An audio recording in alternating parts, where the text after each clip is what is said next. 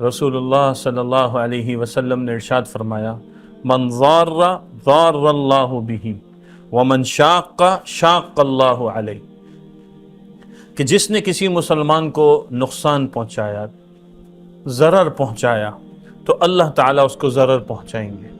और जिसने किसी मुसलमान पर कोई ख़यानत यानी मशक्क़त का मामला किया, कोई ऐसी तकलीफ़ दी जिससे उसको तकलीफ़ में पड़ गया, तो अल्लाह ताला उसको मुश्किल में डाल देंगे। इमाम तिरमिज़ी रहमतुल्लाह अलैह ने इस हदीस को नक़ल किया है ख़यानत के उन्वान के तहत, और इसी तरह धोखा देने के उन्वान के तहत ज़िक्र किए कि ये जो ज़रर पहुँचाना है, तकलीफ़ देना है, इसका एक जो हम पहलू देखते हैं वो ख़यानत है, एक पहलू हम देखते हैं वो इसके अंदर धोखा दही।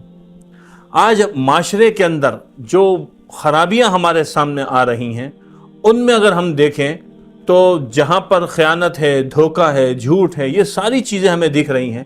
पीछे क्या है कि बस किसी को किसी तरह नुकसान पहुँचाया जाए, चाहे वो माली तौर पर हो, माशी तौर पर हो, माशरती तौर पर हो, जिस्मानी तौर पर हो, रूहानी तौर पर हो, किसी को भी नुकसान पहुँचाना, और इसका अंजाम अच्छा नहीं है। जैसा कि आप सल्लल्लाहु अलैहि वसल्लम ने फरमाया, मन ज़ार्रा ज़ार्रा अल्लाह, कि जो नुकसान पहुँचाएगा अल्लाह उसको नुकसान पहुँचाएंगे।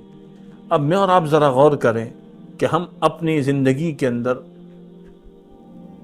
जो मामलात कर रहे हैं उससे हम किसी को तकलीफ़ तो नहीं पहुँचा रहे, किसी के लिए मुशक्क़त का ज़रिया तो नहीं बन रहे। अल्लाह के रसूल ने फरमाया, मन शाक़्क़ा शाक़्क़ा अल्लाहु अलैहि। तो ज़रर और मशक्क़त, ये दोनों चीज़ें देखने की चीज़। एक हदीस में आप सल्लल्लाहु अलैहि वसल्लम ने इरशाद फरमाया कि अगर तुम किसी के साथ कोई भी भलाई ना कर सको, तो उसमें आखिर में फरमाया कि अपने शर से उसको बचाओ, ये भी तुम्हारे लिए सदका है। आज रहन सहन में देख लें, शादियों में देख लें, गमियों में देख लें, खुशियों में देख लें, ख़ानदानों में देख लें, रिश्ते नातों में देख लें, कारोबार में देख लें, मंडियों में देख लें, हर आदमी लगा हुआ है किसी को नुकसान पहुँचाए। मार्केटों में क्या हाल है, कैसा माल दिखाया जाता है, कैसे माल बेचा जाता है, फिर कैसे माल पहुंचाया जाता है। जो लोग सही कर रहे हैं उससे तो कोई एतराज़ की बात नहीं है, लेकिन अक्सर लोग क्या कर रहे हैं। अच्छा, फिर लोग सवाल करते हैं कि हमारे कामों में बरकत क्यों नहीं है। तो भाई, आपने औरों के लिए अगर घड़ा खोदा है, उनके नुकसान का ज़रिया बने हैं, उनको आपने तकलीफ़ पहुंचाई है, कसदन तकलीफ़ पहुंचाई है, तो आप क्या समझते हैं कि आपके इस अमल के बाद आप पर अंजाम नहीं आए? इस बात की तरबियत की ज़रूरत है। सोशल मीडिया के ज़रिए ये मुस्बत पैगाम पहुंचाने की ज़रूरत है। आप सल्लल्लाहु अलैहि वसल्लम के ये इरशादात हमारे लिए हैं। अल्लाह के रसूल ने ये अब हमारे लिए फरमाया, क़यामत तक आने वाली इंसानियत को ये हिदायत दी है, किसी के नुकसान का ज़रिया ना बनो, किसी की तकलीफ़ का ज़रिया ना बनो। आज लोगों के जज्बात से भी खेला जाता है, उनके एहसासात से खेला जाता है, और उनकी प्राइवेसी में घुसकर उनको नुकसान और तकलीफ पहुंचाई जाती है। ये सारी की सारी चीज़ें नुकसान का ज़रिया है। अपने आप को भी हमने बचाना है और औरों को भी इसके ऊपर लाने की कोशिश करनी है।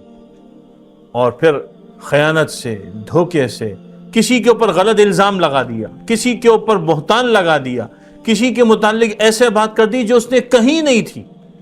कभी कभी ऐसी बात मंसूब कर दी जाती है जो उसने ना कहीं लिखी और मंसूब हो जाती, और फिर उसकी बुनियाद के ऊपर उसको तकलीफ पहुंचाई जाती, ज़हनी अजियत में मुब्तला किया जाता है।